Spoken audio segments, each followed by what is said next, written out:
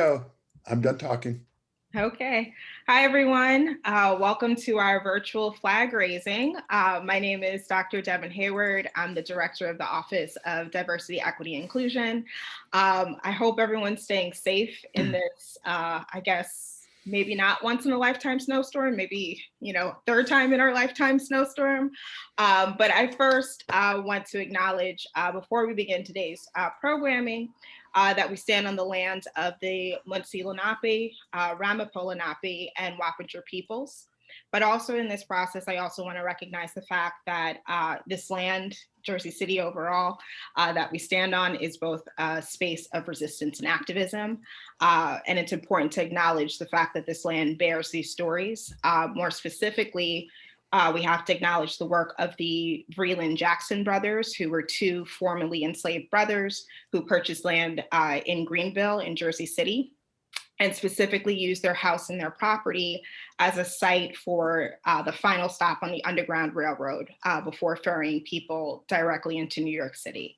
And so as part of this process, we have to acknowledge again that this land that we exist on is continually providing a space for us to fight back against larger forces that intend to oppress us. And so with that said, I'm going to turn it over to Dr. Kornakia, who will say a few words, and then we'll turn it over to Father Andy to help bless this event. Well, good afternoon and thank you. The time is always right to do what is right. At St. Peter's, we take the words of our honorary alumnus, Dr. Martin Luther King Jr. to heart. Today, as we mark the start of Black History Month, I am happy to announce a step that the university has recently taken to recommit to Dr. King's vision and further his legacy through our actions. I am pleased to announce that our Board of Trustees voted unanimously to adopt the university's statement on diversity, equity, and inclusion, which I will be sharing via email with the entire community this afternoon. It is important that we reaffirm that hatred, bigotry, and racism run contrary to who we are as a Jesuit Catholic institution and will not be tolerated on our campus. But it is more than that. It is more than being anti-racist. It's practicing what you preach. It's actively seeking that every single member of our community feels included and welcome. There's a myriad of steps to be taken, but what's most important is that we do not lose sight of this priority. It's critical that the university puts diversity, equity, and inclusion efforts at the forefront of every single thing we do. It's incorporating an understanding of diversity, equity, and inclusion and social justice in teaching, research, critical learning opportunities, scholarship, and co-curricular activities. It's recruiting, admitting, hiring, and retaining students, faculty, staff, administrators, and board leaders who reflect diverse experiences and backgrounds. It's promoting best practices related to diversity, equity, and inclusion for the university family through campus-wide conversations and activities, anti-racism training, and professional development. And probably most importantly, it's always going back to reassess and review practices and policies for impact and effectiveness, and then implementing further changes when improvements are needed. Now is not the time to sit back. Now is the time for change. As we have witnessed over the past year, we are at pivotal time in our nation's history. Events have reignited and prompted difficult and necessary conversations regarding race and equity. As I've said before, we cannot erase history from the books, but it's important to learn from our past to help shape our future. For my part, I pledge to work with Dr. Devin Hayward, Director of Diversity, Equity, Inclusion, and members of the campus community to implement the actions articulated in the statement in order to ensure that the commitments are met. I will also plan to include diversity, equity, and inclusion developments in my reports at future board meetings to highlight this work in order to ensure this remains a priority for the board and university as a whole. It's important to keep ourselves accountable. As a community, we can work together to ignite change. I encourage you to read our full statement later today and think about what you can do as a member of this community. As always, I encourage you to make your voice heard here at St. Peter's. Thank you. Thank you, Dr. Kornakia. And now I'm going to turn it over to Father Andrew Downing, SJ. Thank you, Devin, and thank you for the invitation to offer a prayer with you and for you, with us and for us this day. So I invite you to pray with me as you will.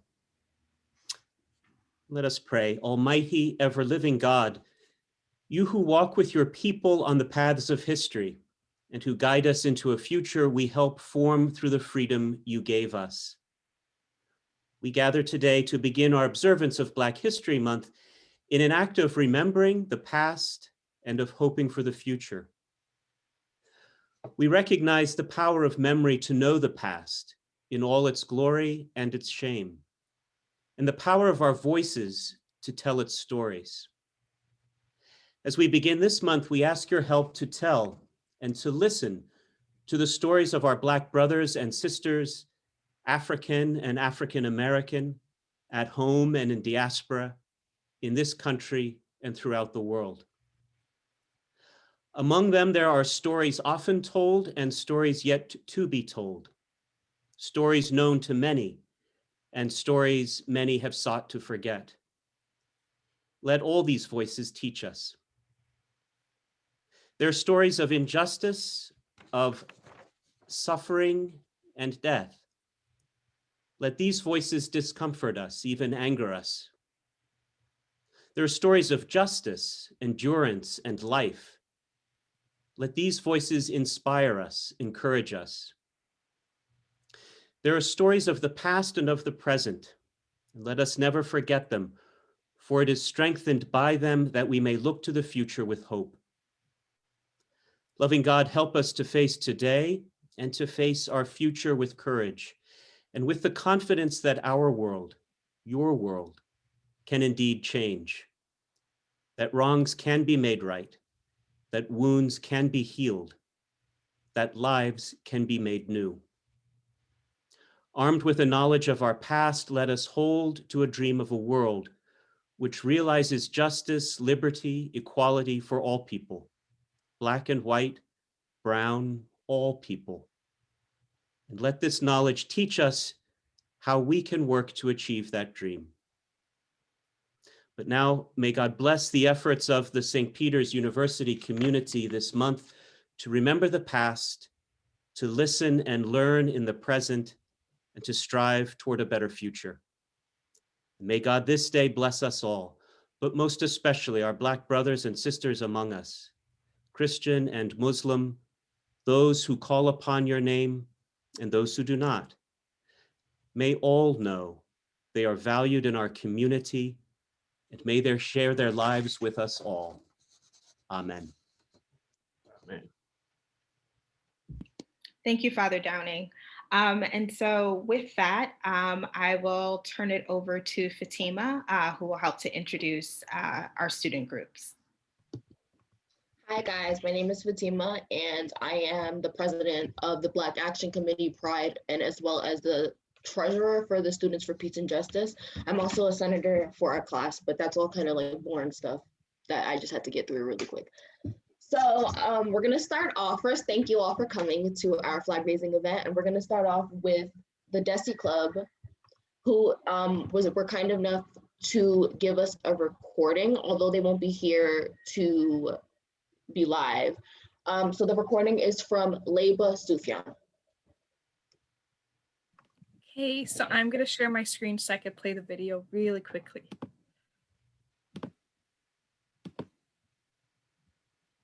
Can you guys see it? Okay, thank you. Okay, here is Leba from Desi Club.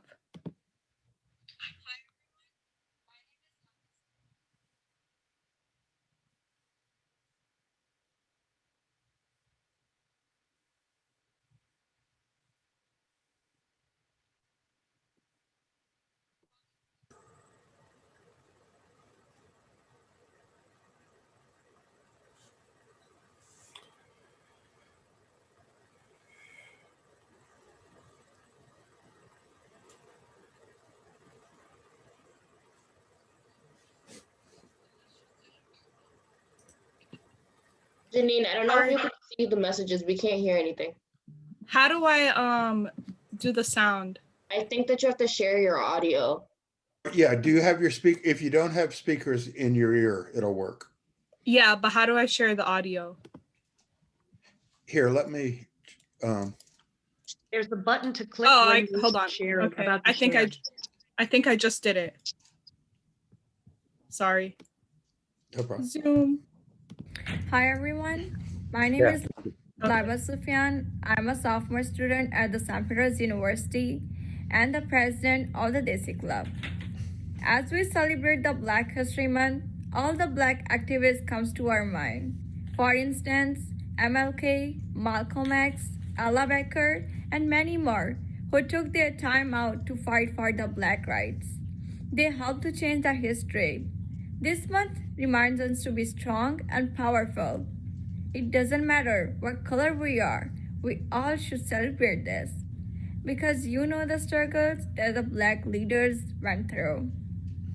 Black History Month is not just a time to celebrate the Black Americans who have paved the way for us all to thrive.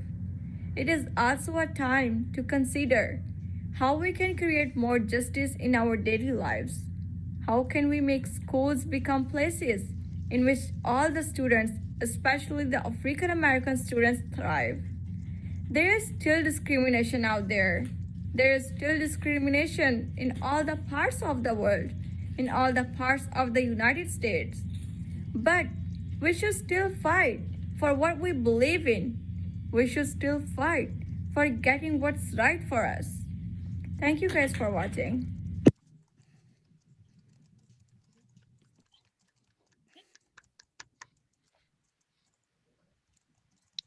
Okay, thank you so much for that video, Iba.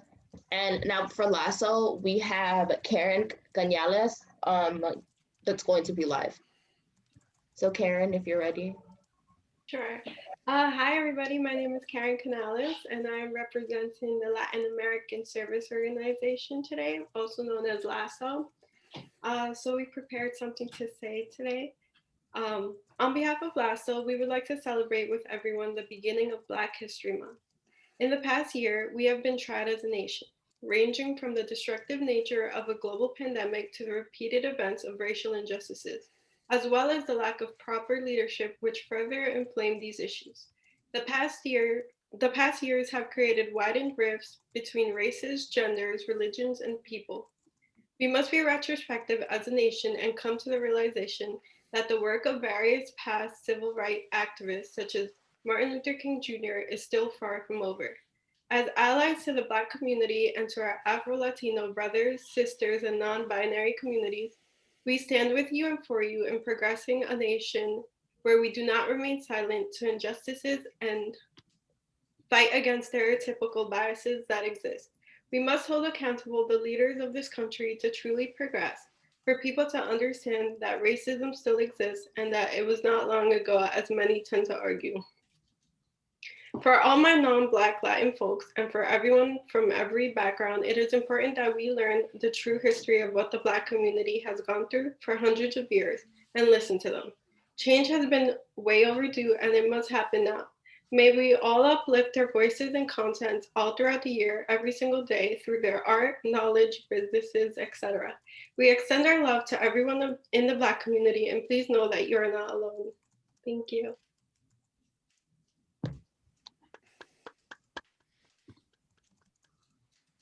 Thank you so much for that. Now, for MSA, we're going to have Janita Dwali and Desiree Armas.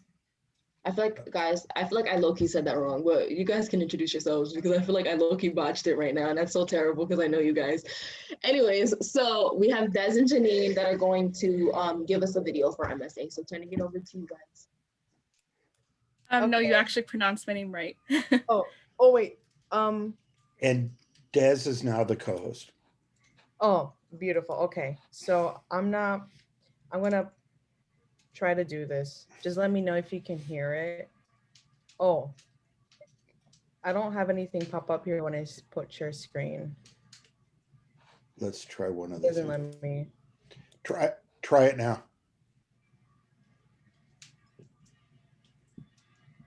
I mean, I could just have it, if I just have it played, can I still share my audio? Yeah, but you should be able to play the screen. Your You co-host. probably have to actually click on like what you're trying to share. Like you have to click on it when it pops up onto your thing. Because your share screen thing, is it like gray? Because if it's gray, then that means that you have to actually press the image that you're trying to share, and then it'll be blue. I actually saw a message come up that it wasn't Desiree, but it was someone else who was designated the sharing.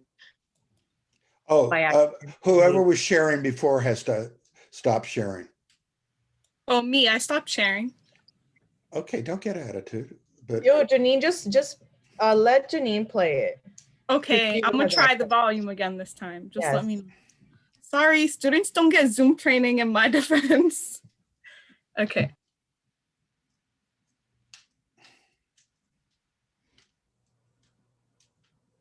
Can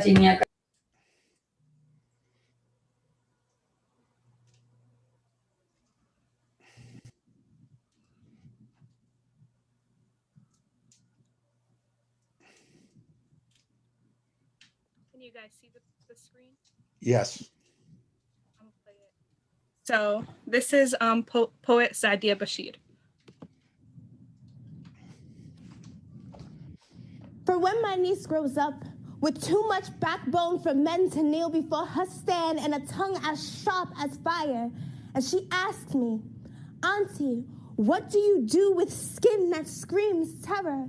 I will tell her, right, because I'd be well too ignorant to tell you not to, sister. You a soldier, siphon the melanin in your skin for ink, so join your truth. But know that they will come for you, even when you're too broke to buy a stamp to send for them, and their privilege will try to take all the letters off of your page to write their legacy. And once there is no more ink, their privilege will say, well, I don't see color.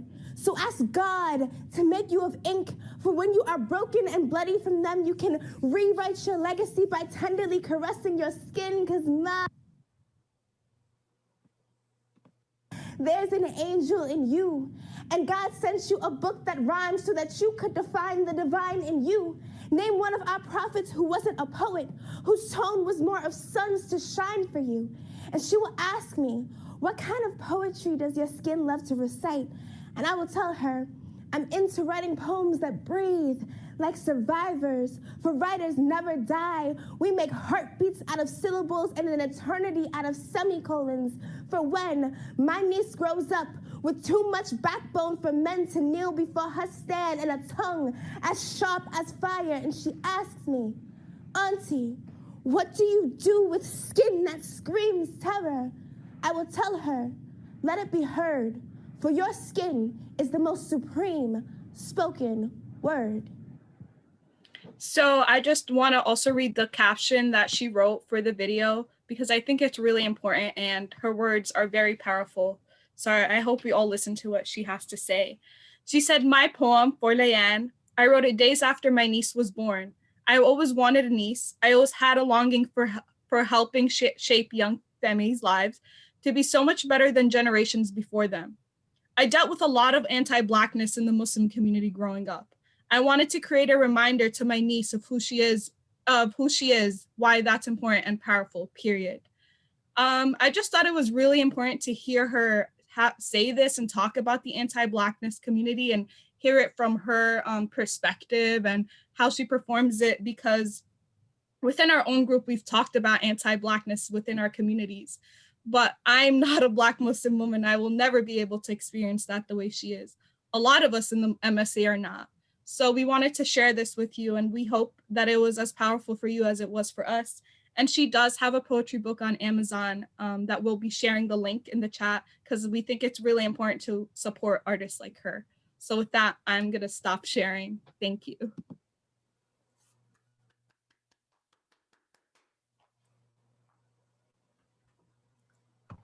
Thank you guys so much. Next, we're gonna turn it over to Mary Beth, who is the president of the Student Government Association. So Mary Beth, when you're ready. Hi, everyone. Despite the challenges that we've all been through or faced through the pandemic, on behalf of the Student Government Association, I am excited to be able to attend and participate in this virtual celebration of Black history in 2021. We hope that during this time, we as a nation can reflect on the reality many Black Americans have faced their entire lives, stemming from as far back as the creation of this country. Most of us are already aware that the purpose of this month is to recognize and celebrate the contributions and accomplishments of African American men and women in society, as Black history is American history. Together, we have the power to make a difference. America has made changes over the past decade that we've never thought that would happen, and there are still lots that the country needs to complete. And with this, as President Cornell mentioned earlier, history should never be forgotten as it contributes to moving our society forward. We as individuals, whether we are a college student, faculty member, administration, or president of university, need to remember that the role in which you play as an individual. Remember to remind ourselves that we are role models to the youth, as one day they will grow up and contribute to the society as well, hopefully in a positive way. Therefore, recognizing that, yes, we are celebrating in February, but that shouldn't stop you from celebrating every day throughout the year. As Americans, we should honor all the time. The Student Government Association encourages us all to reinforce Black History Month by speaking up and celebrating Black lives and its importance to others and yourself. Cure personalis means to care for the whole person, and that is exactly what we need to do in times like these. If we don't care for ourselves and each other, who will? Because together, we have the power to make a difference. Happy Black History Month. Thank you, Mary Beth. Now we're going to turn it over to the president of the Students for Peace and Justice, Carlette Nicole Pyron. When you're ready, Carlette. Good afternoon, everybody. Like Fatima said, my name is Carlette Nicole. I am the president of Students in Peace and Justice Club. So every time Black History Month rolls around, for me personally, it always brings up the point of identity. Who am I? How do I see myself? How does society see me? That last question is easy, almost too easy, because it gets answered every time I go out into the world. I'm either Black or I'm Dominican, rarely ever both. It happens when I am in my town and go into a corner store and the clerk assumes I don't speak Spanish, or when a person passes me on the street and assumes what I am based on my appearance, keyword being assume. It even happens within my own family. When I'm with my mom's side, I'm not Dominican enough. And when I'm with my dad's side, I'm not Black enough. I've struggled with this tug of war almost my whole life, or better yet, ever since I started to fathom what identity is and began to explore my own. But then there came a point where I asked myself, why is it a tug of war? Why does it have to be a tug of war? Being part of a specific race or ethnicity doesn't ensure that you will walk through life the same or live the same experiences as your brothers and sisters. Being Black is not a monolithic experience. Being Latino is not a monolithic experience. The only thing that matters or that is monolithic is how I see myself and what that means to me. That then brings me to my first inquiry. Who am I? How do I see myself? I am an Afro-Latino. Using this term when describing my identity helps me visualize and claim both sides of me as one. And honestly, when I think about it, both sides are one and the same, because either way, I am part of the African diaspora. So this Black History Month, I call on all of you to reflect on your relationship with your identity and to celebrate our ancestors who came before us, who have guided us and helped us get to where we are now. Thank you. Period, Carlette. We love to see it. So next, from the Black Action Committee, we have, it's me. Okay, hold on, guys. I have my little speech ready. So whenever we talk about Blackness, greatness always has to, my name is Fatima. We know who I am, but I'm speaking for the Black Action Committee because I'm the president. Okay, so whenever we talk about Blackness, greatness always has to be attached to it in order for it to be palatable. We're never allowed to just be, to just exist, and well, be ordinary. The greats need to be acknowledged and given their flowers, of course, However, it is not fair for everyday Black people to be held to such standards when other groups and folks are not expected to have the knowledge of James Baldwin, the restraint of Martin Luther King Jr., the tenacity of Rosa Parks, the must I continue? But what are we given even though we're held to such standards? Crumbs of the extravagant meal that the ruling class has eaten at best. I spend this Black History Month and flag raising to shine a light on us regular Black folks that are just trying our best to survive in a world and society that hasn't removed their foot from our throat since 1619. Okie doke. So now we're gonna move on, and we have Rebecca Marcelo Gomez, who is going to speak for Pride. Hello. So, in celebration of Black History Month, I'd like to take the time to remember Bayard Rustin, an unsung leader of the civil rights movement. In the mid-1950s, Rustin became a close advisor to Martin Luther King Jr. In fact, he helped organize King's Southern Christian Leadership Conference and was chief architect of the famous March on Washington. But we don't ever hear of him in history class. Why?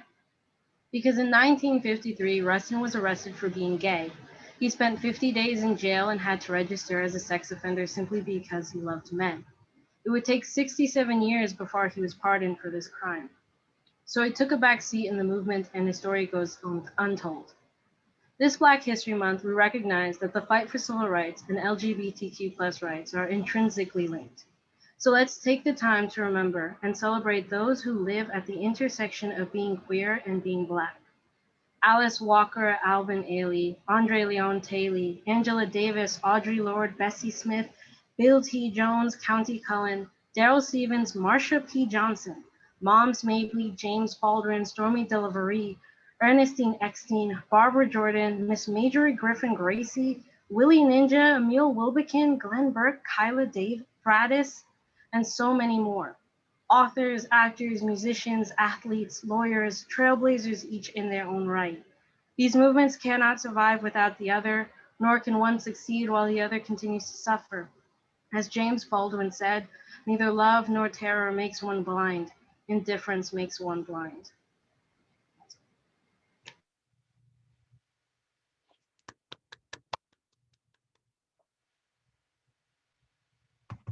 Thank you so much, Rebecca. And now for the History Club, we have Jacob. Jacob, whenever you're ready. Thank you very much, Fatima, and everybody who's here. It's a great honor to be here on this day, a day which will usher in a month of celebrating Black history, accomplishments, and culture in the United States. Oprah Winfrey, the most successful Black business person in history, once said, "Excellence is the best deterrent to racism." Today, we, the St. Peter's community, commemorate the start of a month dedicated to remembering and celebrating Black excellence. The experiences and achievements of Black Americans have long been understated, ignored, or suppressed by those who care only for their own narratives of American history, one which would teach that placing a special emphasis on Black history would corrupt America's historical record and alter the commonly taught narrative. However, it is abundantly clear to those who truly know America's story that elevating the stories of Black Americans not only augments our nation's history, but completes it. To celebrate Black history is to celebrate the American story, one which is still unfolding, and one which we ourselves, the leaders and minds of tomorrow, will one day come to write. The sacrifices, struggles, and innovations of America's Black community have helped to shape not just our country, but our world. From the inspirational and aspirational oratory of Dr. Martin Luther King Jr., to musical pioneers such as Duke Ellington, Ella Fitzgerald, Aretha Franklin, and Chuck Berry. From the tireless freedom struggles of Frederick Douglass and W.E.B. Du Bois, to the election of America's first Black and first female vice president, Kamala Harris. On behalf of the John T. Coughlin History Club, I wish everyone here a month full of new understanding, appreciation, and gratitude for the achievements, the excellence of Black Americans. Thank you. Okay. Thank you so much, Jacob. Okay, now we are going to show the raising of the flag, followed by the Black National Anthem, in which we will turn over to Joseph Legaspi.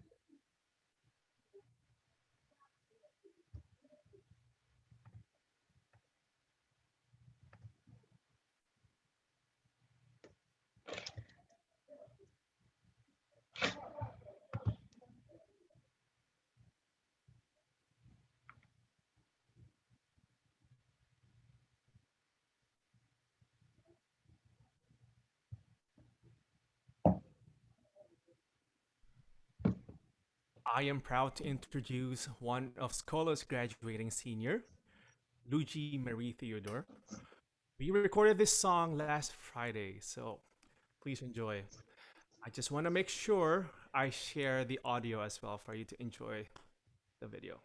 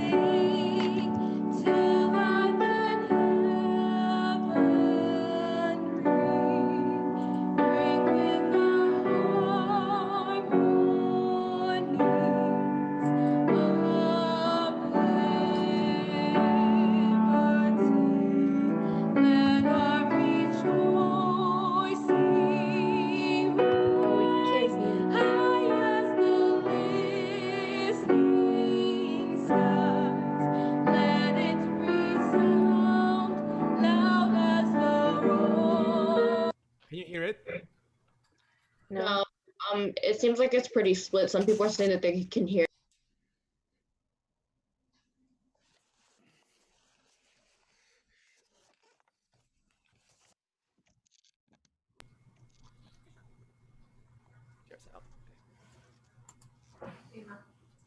What? There's a one. I'm listening to something, but I can't hear the video.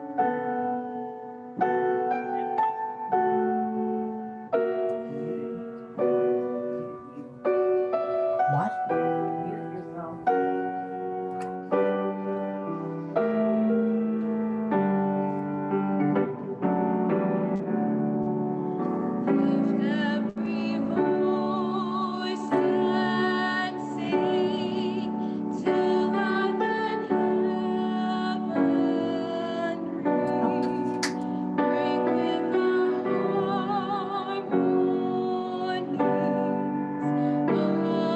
Can you hear it? Sorry. No. Right. I can hear it. I could hear it. Oh. I can hear that I too. can You hear see, it. but don't get any I sound. can hear it. I can hear it. I heard it. How can some hear it and not others? Yeah, let's do it one more time.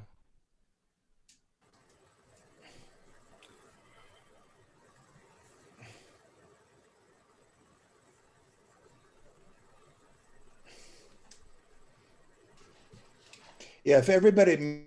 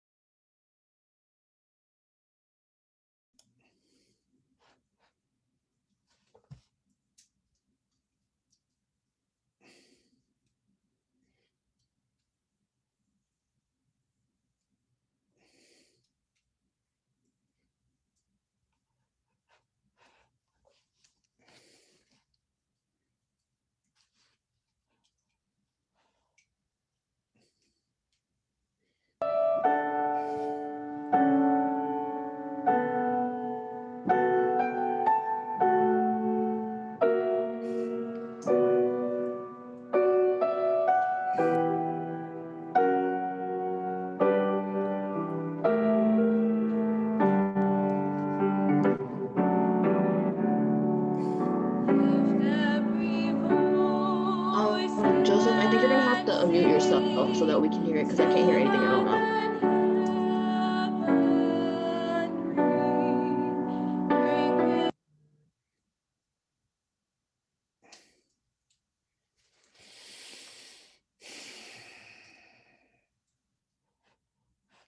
Right.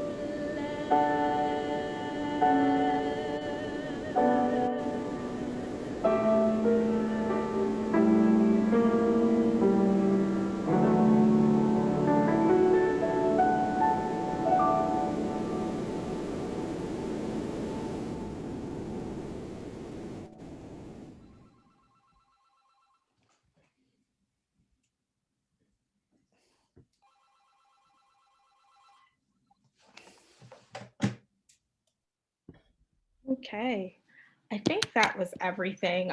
So I'm sorry that the sound quality for some folks wasn't that great. So we'll figure out a way to share the video so everyone gets a chance to listen. I just want to thank everybody for being here. As you know, obviously, since we're virtual, a lot of the events that'll be happening this semester will be virtual. We'll be sending out reminders and announcements as they're planned and finalized. But again, I just want to thank everybody for being here. Please continue to celebrate this month in whatever way feels good to you, reading new books, learning about new folks who are important to this movement, especially our trans and queer Black community, and also making it a point to celebrate those stories to the fullest extent possible. As always, enjoy the rest of this day. Please stay safe, please stay warm, and I'll talk to you all soon. David, do you have anything, Dr. Suri? Thank you all. Joe is just, we don't want to end with a white man. So Joe has just posted the link. It was beautiful, the singing. And Joe, I love the graphics at the end. So a non-white man should wrap it up.